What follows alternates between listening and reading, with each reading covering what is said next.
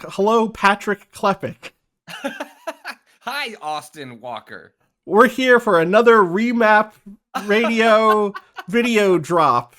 Remap plays Dragon's Dogma. Remap plays Dragon's Dogma 2.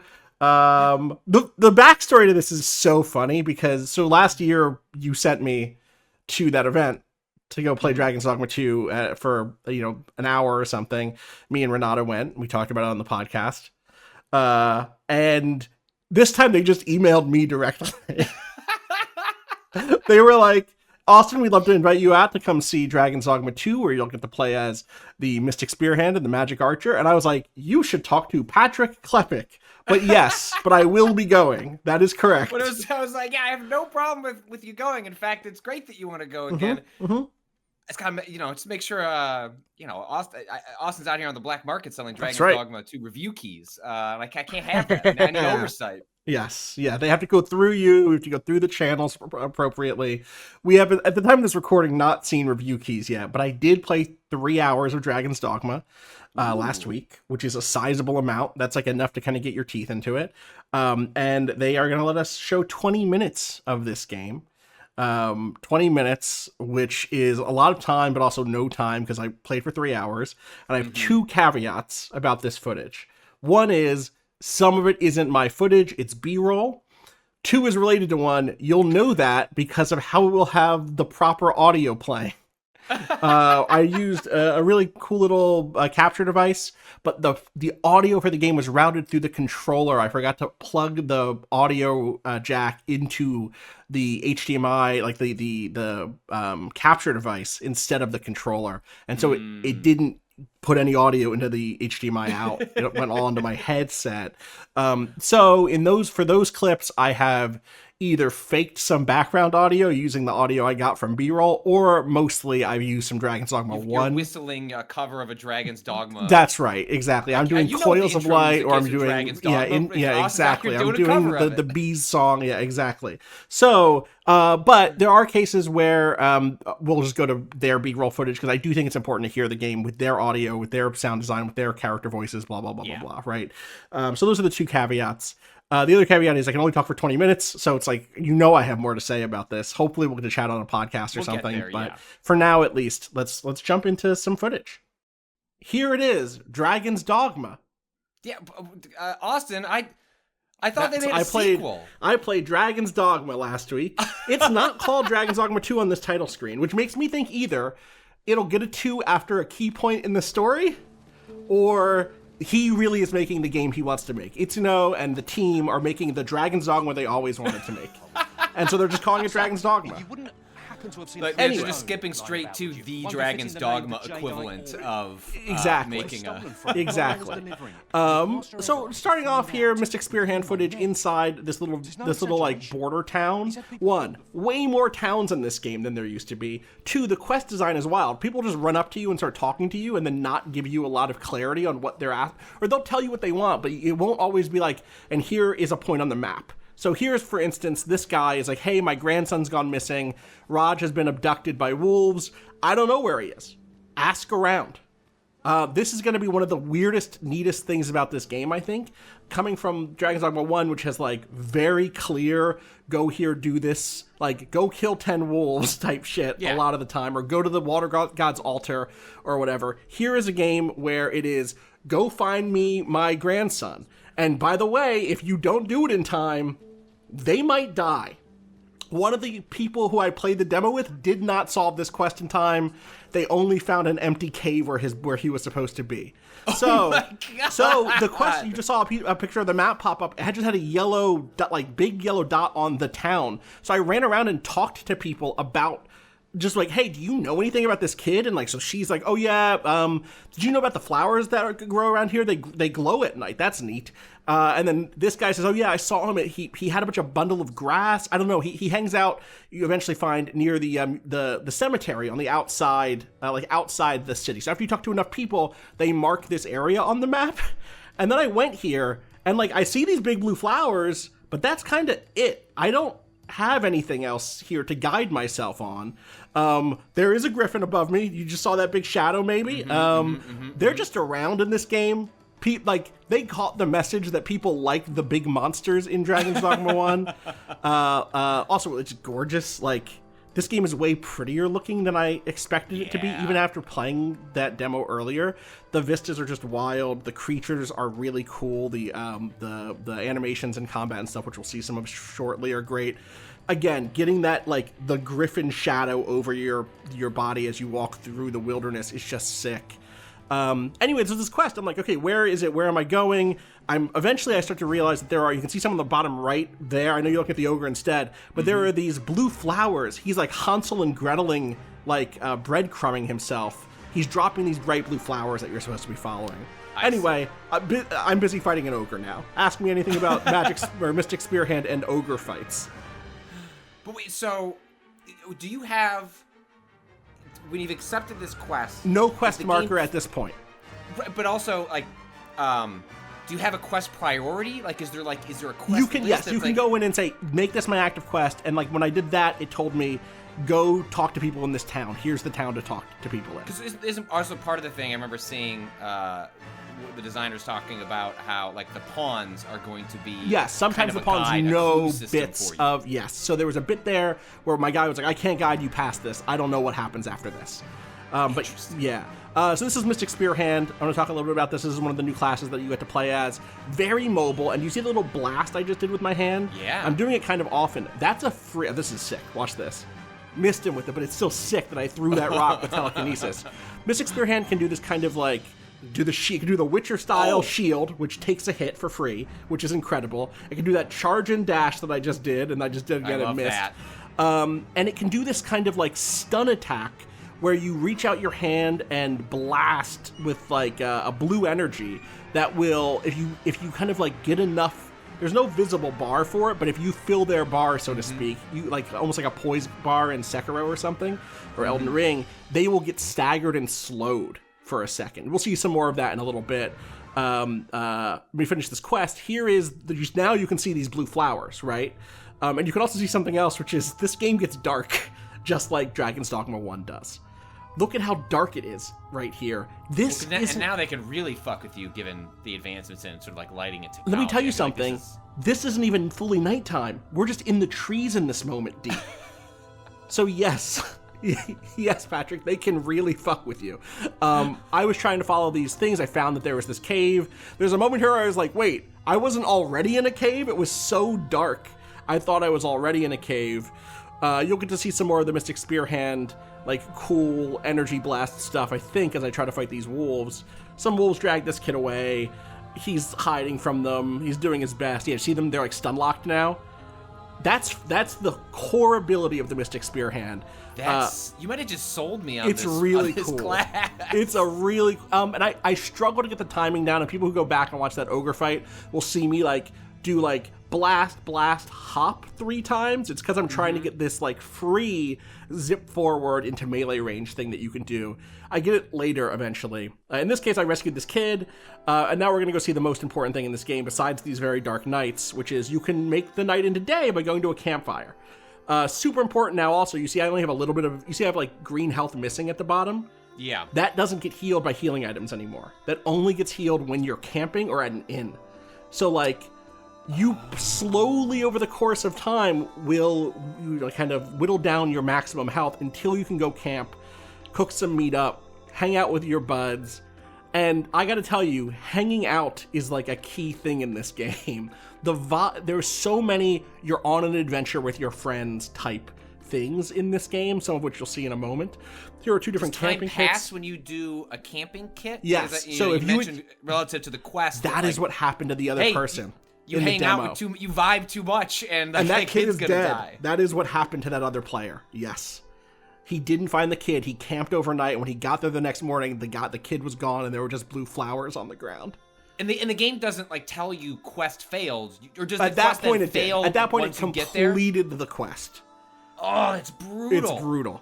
And there's other like stuff that like that. Idea. There's other stuff like that. Rather than the game failing, like, hey, 72 hours remain. Like, I'm sure there actually is a marker when this game comes out. People will unpack it. But the idea that you as a player just kind of have to have a sense that things could eventually play out. I did a quest where I had to find an assassin, and you just kind of get the, like, okay, they have this marking on their arm and they have this kind of hairstyle. And if you grab the wrong person, the assassin strikes and gets the kill. And the game continues. It's like a major NPC, so I have no idea what happens after that. I love this. There's just an add firewood to the camp button. You can go around in camp and just talk to your guys about stuff that's going on. It's a game about vibing in a real way. Here is some more Mystic Spearhand footage. This is B-roll they provided because I wanted to get the sound design in because I think it's important. Let me turn it up for you, Patrick. You can hear a little bit. Also, the music is really good. Also, as you can see, I'm kind of a better Mystic Spearhand than this Mystic Spearhand who's getting worked. And this is a cool fight. I didn't see this fight, but there's some really neat... You can feel the Devil May Cry on this team, is the thing I'll say. Well, the dashes with this class in particular, Yes. like you do a lot of fast mobility stuff Yes. in a Devil May Cry, and that's immediately what sort of struck me as appealing about this class, with the idea that you could be on the ground and then just sort of vault up in a way that, because you could attack and then climb, and then you climb. can imagine ways that you're stringing this stuff together. Exactly, and you get these, like, that's a special move. I have so many thoughts about the class design in this game because it's so distinct from the stuff in Dragon's Dogma 1 in some ways. They've split up certain classes. This class used to be a sword and shield class. A little sidebar really quick. This is now switching over to the second set of stuff for the Magic Archer. I just want to shout out the black skin in this game looks incredible. This is a guy who's giving you a quest to go get a tome, like a magical tome. The first of the two tomes took out his first eye from reading it. So there's all sorts of wild, interesting, and I found this tome just when I was playing as the Mystic Spearhand. I was in the little town where it was, and I was like, damn, I wish I could have wrapped those two stories together. But like, look how good these character skin looks. It's just fantastic. And so here's the end of my Mystic Spearhand playthrough. I made it into this area, Batal, which is the second of the major, like, regions. It's this very deserty region, which, like, we haven't really seen in Dragon's Dogma before. Not quite like this. Again, just a gorgeous game. Did they direct, like, how you want it to be in the... Like, sometimes you go to these game demos and it's like, hey, like, the space is open, but please follow, there was some path. No, there was some guidance on, like, who not to talk to or show that you talk to. But that was it. This is the most chaotic moment in my entire thing. There's this cool big dire wolf or Garm or whatever thing. Uh-oh. There's a Griffin above me. And then I was like, okay, this is already too much. And also, some of these are NPCs who are just here, not my pawns. The NPCs were just here fighting this big wolf thing. And I was like, I'll get down there and help out with them. I can fuck around with that. I can help out.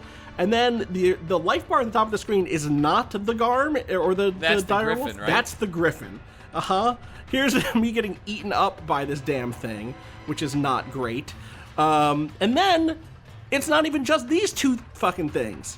Next thing you know, there are some Saurians who start getting involved. My pawns start dying.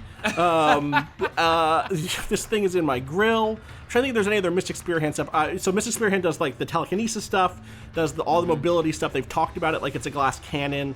It's replacing Mystic Mystic Knight from the first one, though in the Japanese they're both named the same thing. They're called, like, Mystic Swordsman or something like that.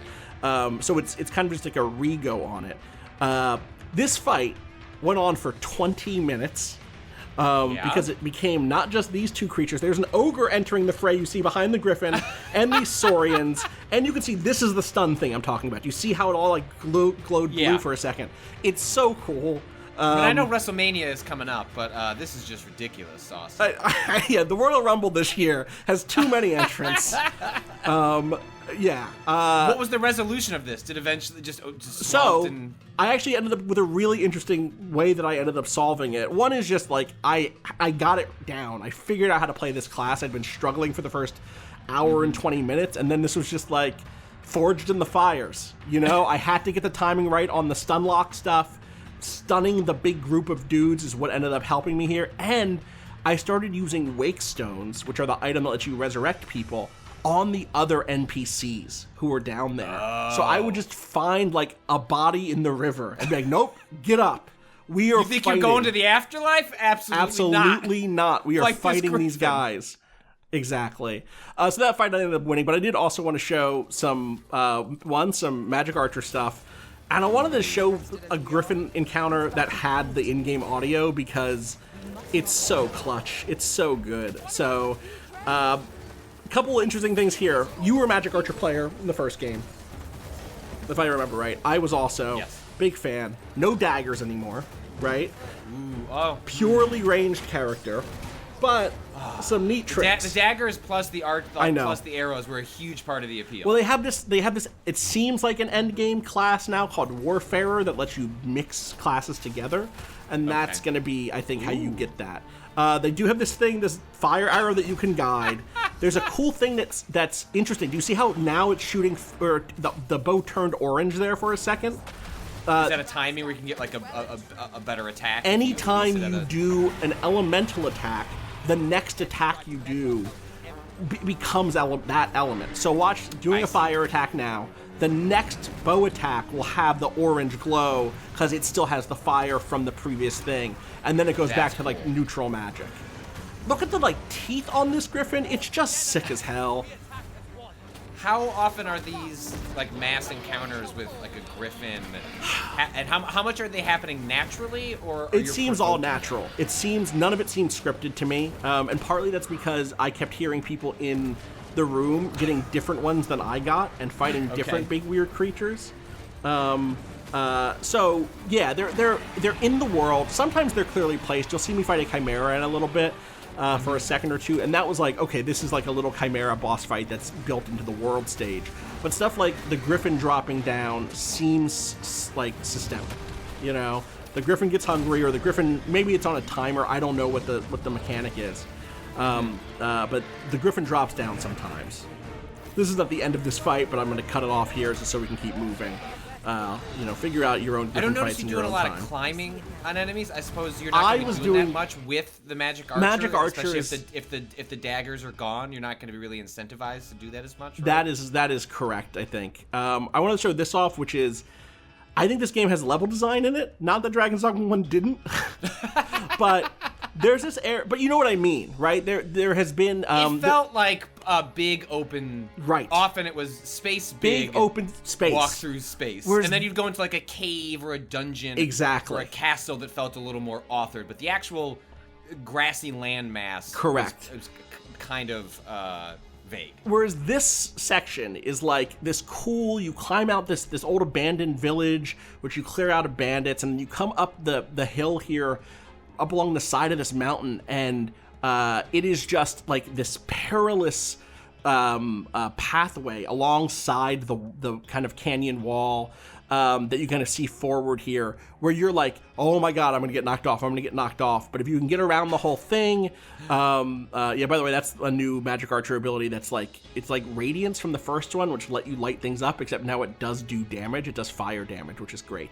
But if you make it along this whole way, it ends up looping back around to a sort of, it feels Soulsy in the level design. Where it's like, okay, this is now like a little, or it feels Elden Ring-ish, I guess is what I should say, or Breath of the Wildy. You follow this path around, you get a little section where you can fight some goblins and stuff. You eventually will find the Chimera Cave I talked about before that we'll see in a second. And now you're going to see something that's just simply true about this game, which is these birds are my nemesis. This is some Ninja Gaiden, like, oh no! Like, I hate these birds. These birds are ruining my day. Oh, I'm good. Don't worry about it. I'm fine. In fact, let me just do some mining real quick. That's video games. What are the death consequences in? Did you encounter that in the demo? I died, but I always had a wake stone to res me. I fell into the water once, and I think it just took some damage and popped me back up. Here is that dark interior where having this new radiance spell is useful, and the big chimera. And the return of maybe one of the best Magic Archer skills in the game. What is it actually called? Ricochet Arrow, Ricochet Seeker, coming up in a second. There's another cool Magic Archer thing that I could mention, which is it can switch between kind of single target and multi-target mode, where it can lock on super quick to one target if you're in this rivet shot mode versus if you're in, it's called pinpoint arrow is the other one. Look at this. Look how good this looks. Just like it starts as like an SMG before it it's just wild. goes all over the wall. It's so good. Yeah, and there's like recoil. What does it do in the open space? It's not as good, right? It just Yeah. isn't as good there. And so that's one of these like trades you make when you pick your skills out. Though you can change skills at campfires, which means it's way easier to switch between stuff than it used to be. Here is a moment of great hubris. I had 15 minutes left in this demo, maybe 20, and I was trying to get to that yellow mark because I was trying to go fight a dragon. And I got in this little like lift thing, right? This tram, and my pawn's like, "You haven't forgotten us, have you, master?" And I was like, they'll be fine. They'll just run alongside underneath. This will get me where I'm going. Maybe they'll teleport to me if I get far enough away. And it's going to be fine. Also, you see I'm playing with a Beastrin here. These like cool cat people. They're sick. I really love their costume design and stuff. Well, it turns out these fucking harpies, these birds, are back, and they are going to ruin my day again. Because now there's nobody, and you have nobody to just like eat up space here. If you had your friends, it would not be a problem. They might have attacked them. Exactly. So I'm trying to fight my way off here. Okay, I kind of tore that one up. Yeah. This one with the big head shows up, starts harassing me. Luke, one of my pawns, like, "You have my protection." No, I don't. I left you behind. And there I go. That happened to me, and the guy at Capcom looked at me and said, "Well, at least you gave us some good footage," which was incredibly rude. Very fun, though. Shout outs to the crew over there. Fun. Yeah, and then this is kind of systemic interaction from that like otherwise not a particularly difficult enemy. No, but more just a highly annoying. Yes, picked me up, blasted me in the face with poison or dark magic, and then kicked me away. And here's just the kind of capital of Batal, this kind of desert city again. Just the vibes are really cool. This is a game partly about walking around with your crew and soaking in the area. This area had like big dye pits. This area had a bunch of like a big temple, some like books placed around to learn about the culture and stuff. I wanted to end here just because it has this sense of like, wow, what is this cool thing? What is this open area? Look at this type of biome that we haven't seen in Dragon's Dogma before. Look at all these characters walking around who you can say hello to. Some of them might have quests. You know what I mean? It's going to fade out here, but there's a character up here who immediately stops you and is like, "Hey, wait. I have to ask you for a favor." See this person running up to me right here as the video fades. So that is Dragon's Dogma. Let me unscreen share. A taste of Dragon's Dogma. A taste of Dragon's Dogma. I need this. We don't have any inside information, but I need this demo to come out so I can exhaust some. I asked about a demo. I was told they could not say anything about a demo. They could not respond. No comment. No comment. And so to me, that's, I don't know. Capcom does demos. That's a thing that they do. They do demos. I think this would be a great game to have a demo. I think that there's enough here that's like. I'd love a timed 1 hour demo that let me. Yep. Because my impulse after watching this footage and having you talk about it is, I don't think I should do Magic Archer. I think that's right. This game, yeah. And I think what I would rather you can't because it's not one of the right, startings. It's not an initial class, that's right? It's like but either way, I think I'd rather like back my way into it with like the end game stuff. Yeah. With like a hybrid class sort of situation where maybe I can get rewarded for that, 40 hours into the game, and then suddenly I start getting things like that added to my arsenal. I mean, I really like the Mystic Spear Hand. Yeah, new it's really cool. Fun. The abilities that they have on offer are really cool. There's one that I couldn't quite get to work because I couldn't get the timing right, but it's basically like a big baseball swing where you like do a wild, like you stun someone and then you just like knock them out of the park and they do like the Team Rocket is blasting off again, like truly miles away into the air. It's incredible. Some really fun stuff for them. There's a couple other things that are like I didn't get clear. I couldn't clarify that I know are big questions for people in the community around like stat leveling and stuff, because in the first game the way it worked was when you level up, certain stats would go up based on what class you were, what vocation you were. Right. Now it seems as if you might just change to a different like stat. Like a level 20 mage just has the level 20 mage stats. So if you level up 20 times as a fighter and then switch to mage, you still get the level 20 mage stats. That's what people are guessing based on demos. I couldn't get full clarity on that.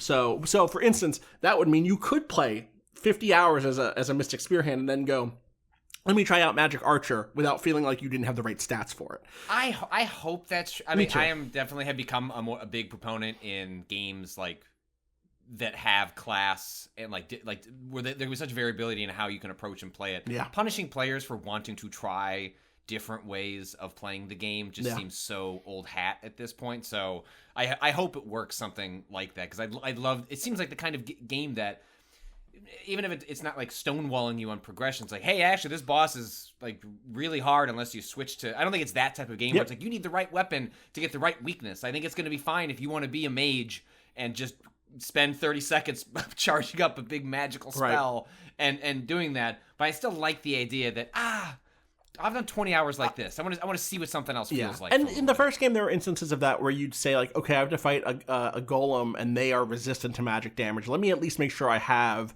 a big warrior in my party and a strider or a ranger who can help make that fight doable. Otherwise, I your might be pawns screwed. end up helping you in that. Exactly. In that regard. Another big thing that I know people want to know is save files. There's a lot of conversation last month. Oh, there's only one save file. There is only one save file per like PlayStation profile or whatever profile. What there is, though, is still the thing from the first game, which you might not remember, but like I know the diehards do. I'm not calling your diehardness into question, but you know what the fuck I mean. I just haven't played the game in a decade. So. You could make a save. You could do an auto save or a manual quick save, like whatever you wanted. But also, if you slept at an inn or like on a bench or whatever, there would be what's called a not a quick save. What is it actually called? A checkpoint save. That is sort of like, hey, here's your fallback. Let's say you go off and get into a bad situation and you want to go back to your save from before you even left town. You can always go do that. And so that's there for if you, for instance, say, I mean, one of the big ones that came out of a previous demo cycle was the most recent IGN demo cycle was there's like a quest where you had to go solve the riddle of the Sphinx. And if you get it wrong, well, too bad. You can't just load your autosave and try it again. My guess is you could load your checkpoint save and go try it again, right? Because that's from before you even get there. Whereas it might erase your autosave, but it's not going to erase your checkpoint save. That's my read on the way that system, that's how that system used to work, and I suspect it's still how it works.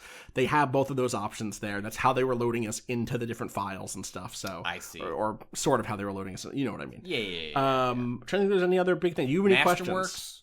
Masterworks? Actually, one of the first, I can't... Is there at least we've a reference? shown our 20 minutes of footage, but if you go out there and find the B-roll of... one of the first quests you get when you come in is about getting the sword reforged, and there's a guy who mentions the Masterworks. He's not that guy. I mean, this is a cool thing, actually. Upgrades are back. You used to be able to upgrade your equipment and stuff, like almost like Monster Hunter-ish, right? Ooh, I want to go get this ore so that I can upgrade this sword or this equipment. There's different blacksmiths who do different styles of blacksmithing to upgrade your stuff. So like I ran into a guy in Vermund, which is the main starting area, who did like basic, strength up, and physical damage up, physical defense up, right? And then I ran into somebody else who did, I want to say, magic defense up and magic stats up. And then I found someone who was just like, I just make your stuff lighter. I'm really good at making it lighter and more efficient. Ooh. And it looks like you have 3 slots per piece of equipment. I was going to say, how are you picking it? It costs different resources. Right, totally. It costs different resources, and it gives you different things. There's also some stuff that's like, in the first game, there were these seeker tokens, which are just like little like golden discs that you could find in weird places. They're everywhere now. There were 200 of them in the first game. There's 200 of them in this game. But in the first one, you just kind of got quests to complete all of them. In this one, you get... there's like literally here's what you get when you get the first one, here's what you get when you get 4 of them, here's what you get when you get 12 of them, like GTA 3 style, collect all of the collectibles to get the next big upgrade thing. There are permanent stamina upgrade like beetles that you can find. You find these like scarabs and they permanently upgrade your stamina.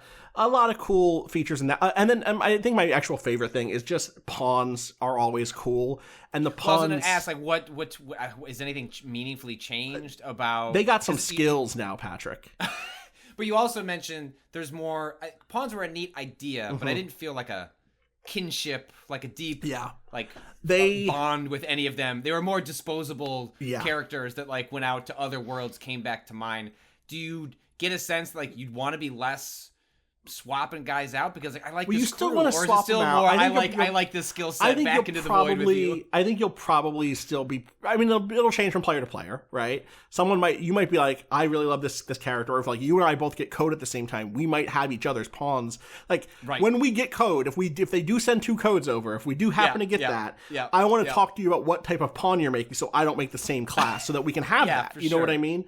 But they do other things because it did default to like your friendless pawns before it would go to the and your friendless pawns are free to summon, even if they're higher level, or they were in Dragon's Dogma 1. I can't say for now. I don't know in 2 if that's the case. But you could have a friend who was like level 50 and you're level 10, and you still get the pawn at the going rate for free, basically, instead of having to pay a bunch of Rift crystals. They have skills. So one, they're more talky now, and it feels like I didn't hear a lot of pure repetition.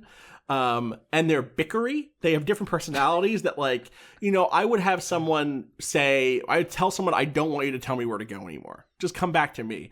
And they would be like, fine, I guess I guess if you don't have need of this pawn. And then someone else would be like, one of my other pawns would be like, remember the Arisen is our leader. Let the Arisen make and it's like, damn, like one of them's a bootlicker and one of them's a little egotistical. Like I kind of like it. There's you know what I mean? There's like energy there.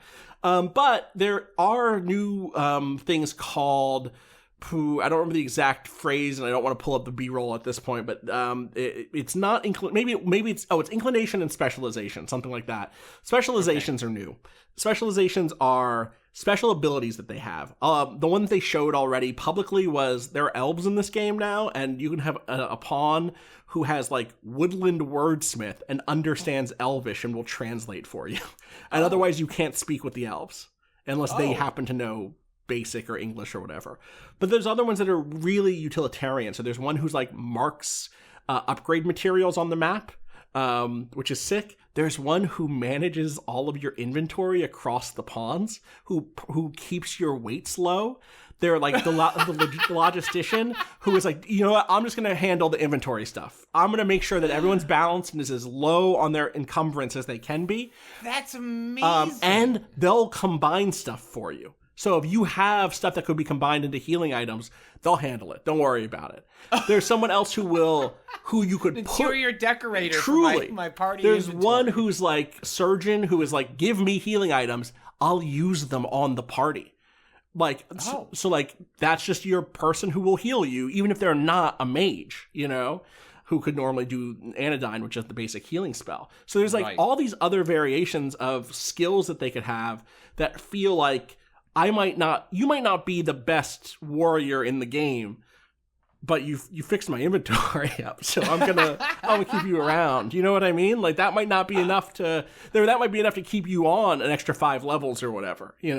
No idea how they learn these things. I don't know where that comes from, but yeah. And can you sort it by specializations? Like, last time we saw that this is from old footage, which I guess I could technically show, but we found a rift stone in the wild, which are these big stone things, and you could with those interact with them in the first game and just summon pawns. Right, they just connect to the rift. In this case, the rift stones seemed like the ones out in the wilderness, they had like topics or focuses. The first one that we saw, I want to say, was like the rift stone of, large warriors or tall or something like that. And it was just like tall pawns. It was male. It was like the rift stone of tall men. If you had a better way of saying that, but it literally was, oh yeah, this is just all men over 6 feet. So I suspect what you'll I want learn, my whole crew.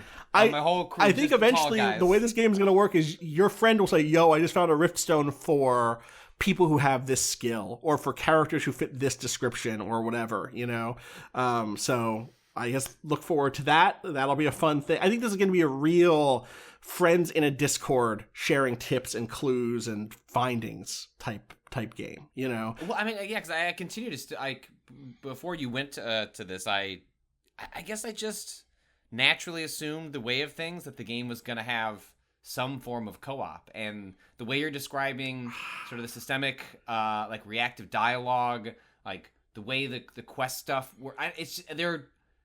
it's to go against the grain to that degree is really fascinating, because they're trying to solve some of the solutions. The systems you're talking about are things that are kind of like solved problems if you like play with another player or something like that, and instead they're finding ways to solve those problems in different ways, but with it's a hero type character at the heart of it, and it's just a fascinating set of ways to go about it. There are things that are clearly balanced around the idea that it's not multiplayer. Like, most of the classes are player character only.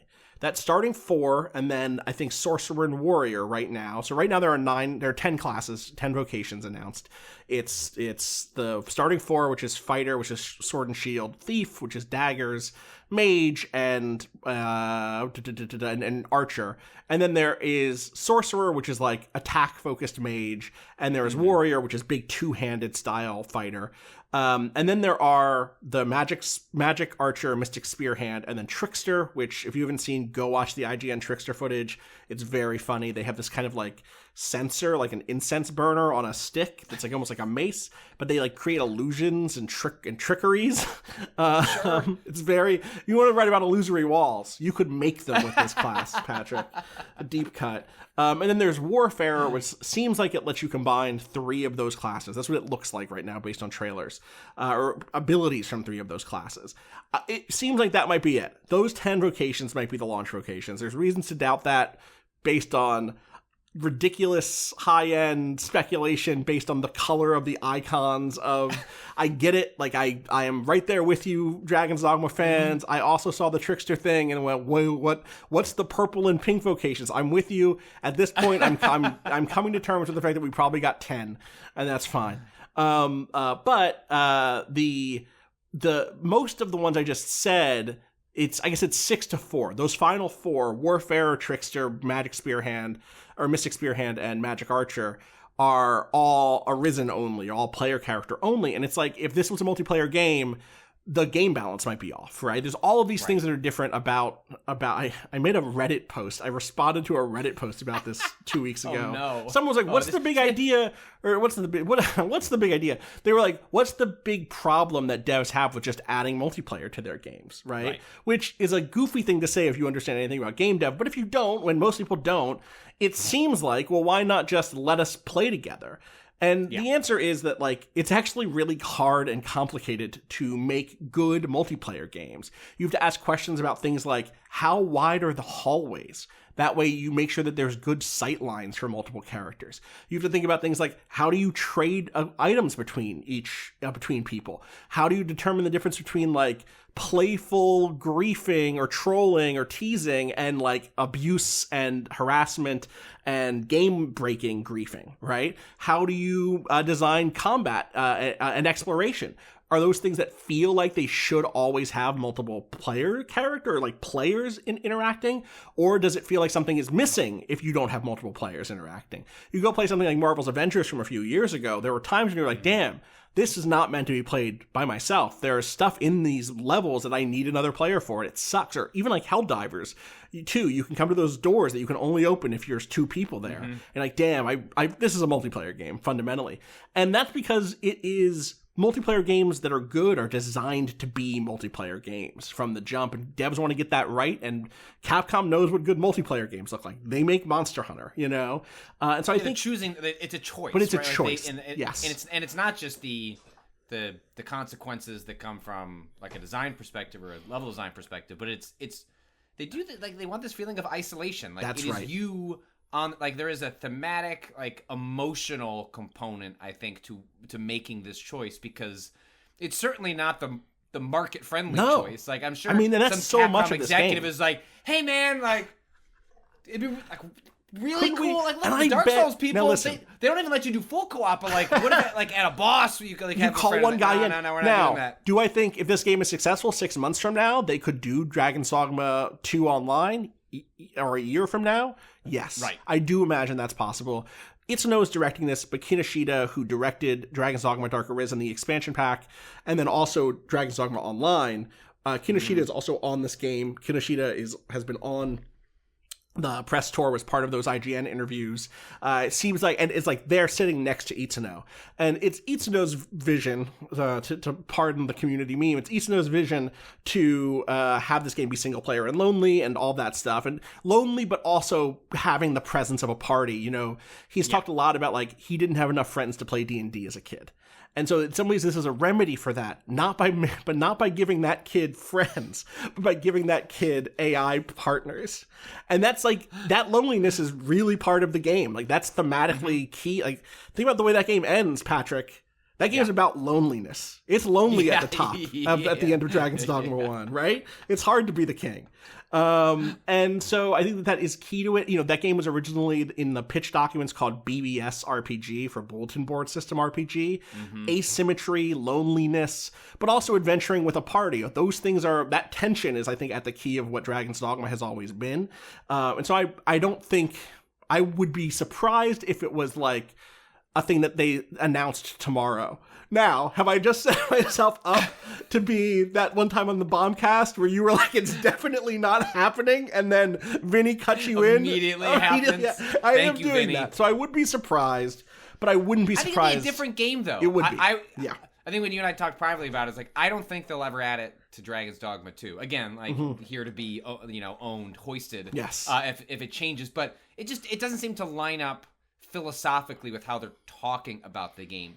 Would I want to play a Dragon's Dogma 3 if we are ever so blessed to be in that timeline in which these creatives sat down and said, hey, if we add another player character to this, what questions are we answering? Yes. You know what I mean? Like how do we solve that for the world of Dragon's Dogma? And I'm interested in that answer. And I, selfishly, I do want to play in this world, like, Same. with friends. And that's sort of the selfishly versus the vision of the creators thing is really key to Dragon's Dogma. Like, I think so. The fact that, for instance, when you run outside of combat, you lose stamina. You burn stamina even when you're not in combat if you're running around. That is a decision about the vision of the game, about the themes of needing to check your resources all the time. The fact that encumbrance matters in this game. This is the type of game we're making. Now, normally those sorts of decisions get made in games like Etrian Odyssey or Dungeon Encounters or Wizardry. They don't get made in big AAA games with beautiful vistas. Right? And I think that's part of why I love this series, is that it has the AAA sheen, but has a lot of these kind of independent or, dungeon crawly, design kind of, ethos, throughout it. And that is part of what makes it so appealing and unique. Things like you could fail a quest if you take too long, right? Or the open-endedness of like, there was another moment where it was like, I have to get across through this gate.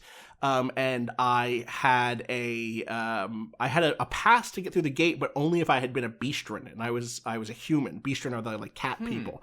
And I was like, all right, I got to figure out a way to either get a different visa or to trick this guy into thinking I'm a Beastren.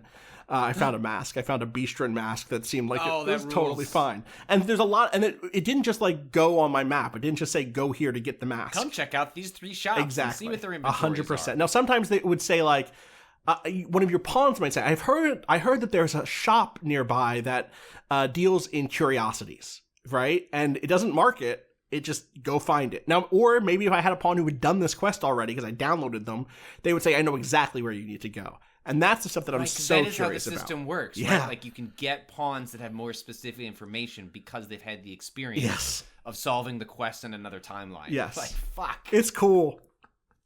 It's cool. That's really good. Yeah. That's really good. So that's Dragon's Dogma 2, or as the starting screen said, Dragon's Dogma. Dragon's Dogma? Oh, I really hope there is a 2 moment. Me too. Like 10 hours into this game. Just the ultimate title card. Yeah. Like, oh, you thought you knew. What if you play the whole game, you get to credits, it goes Dragon's Dogma 2, and then it says 2 player, and you unlock co-op. I don't know. This is the sort of game that feels like there's big secrets, right? And that, given the nature of the storytelling, I didn't play Dark Arisen. I only played you should play Dark Arisen. Like, I know. I've waited. It's too late. 10 years. Why not now? Yeah. But there are big. I mean, there's a reason that I think on a Giant Bombcast I was like, all right, can I just tell you guys what happens at the end of Dragon's Dogma? Is anyone going to play it? Yes. No, I know no one else is going to play it. Can I just tell you how that game ends? And just watching everyone go, the fuck's going on? What are you talking about? And because most of that game feels so boilerplate fantasy. It's pretty straightforward. Yeah. It's pretty straightforward. And little hints of it. It makes me wonder if that you see so much confidence in the design carrying over from that first game to this one. I am really fascinated to see what that means from a storytelling perspective, because I feel like that's one of the big things that we, even at this point when you've played a decent chunk of the game over the past month or so, I still don't have a great sense of what's the big narrative here, what are the swings they're taking, that remains. I will say that in the 3 hours I played, if it's boilerplate again, I'll be fine. The combat here, the traversal is fantastic, but I have to wonder if that's a big shoe waiting to drop that I'm interested in. I suspect it'll be very similar to the first one in that you will have a lot of quests that feel very boilerplate fantasy, or feel very fantasy, oh yeah, this is just the boy got stolen by the wolves and you go to rescue the boy, right? Or the Empress is going to get attacked by assassins, you have to stop the assassins, that type of stuff. But I will say that even in the 3 hours that I played, I started to see flashes of stuff that were really cool about the core concepts of the world. We should wrap up, but I'm going to say one thing that I found. And so if you're going to leave here now, you don't hear any spoilers about anything that's going on in this world, have a good one. Thanks for watching this with us. Thanks for listening. Bye. Give it a few seconds, I found a guy by the ocean who's collecting rocks. And he was like, I need rocks. Give me these cool blue rocks. And I'm like, okay, I can give you some cool blue rocks. Sure. And he's like, these are tiny blue rocks. I need big blue rocks. Go ask somebody. And one of my pawns is like, well, we could go talk to the prophet, or I forget, the oracle. We go talk to the oracle, or we could go talk to that guy who calls himself the Dragon Forged, which is the guy from the first game. You might not remember this, but there was a guy who was the previous Arisen was still around, or he was an ancient Arisen who never finished his loop and just kind of sticks around to advise future Arisen. And that guy's just here, and he looks a little different. But there's another guy called the Dragon Forged, and he's in his little weird cave. And I went and talked to him about it, and he was like, yeah, they're looking for those stones. Yeah. Those stones could potentially give you the power, could give non-Arisen the power to command pawns. And it's huh? Because the whole thing with pawns is that they are loyal to the Arisen, the person who's been touched by this, whose heart has been stolen by this dragon. You're the JRPG hero, right? And the idea that there is in this world now people who are now wait a second, it would be cool to get slaves who do whatever we say. We just have to get the right diamonds first. Is oh, okay, yeah, you're doing something. You care about the lore in this game. You're building a situation where you're going to end up... There are already corrupted pawns in the first game in Dark Arisen. But the idea that, of course people in the world would see these seemingly servile, super loyal, otherworldly... this slave class and be we're going to exploit that.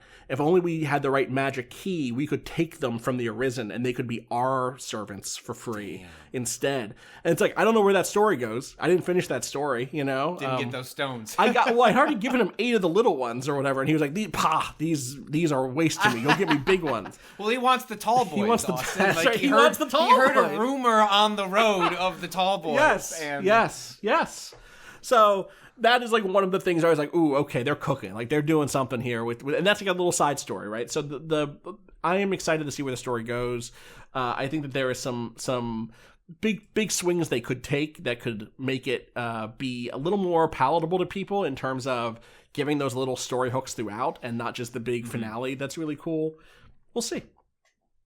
Thank you, Patrick. We'll see. I'm sure we'll talk about this game soon. It's not that it's it's not. It's the 22nd, right? Is when it's out, something like that. So yes, regardless of how early you and I get access to it, it is even the final version is mere weeks away. So yeah, I'm sure we'll have more conversations about it in the weeks to come. But thanks for checking it out, Austin. Thank you for having me.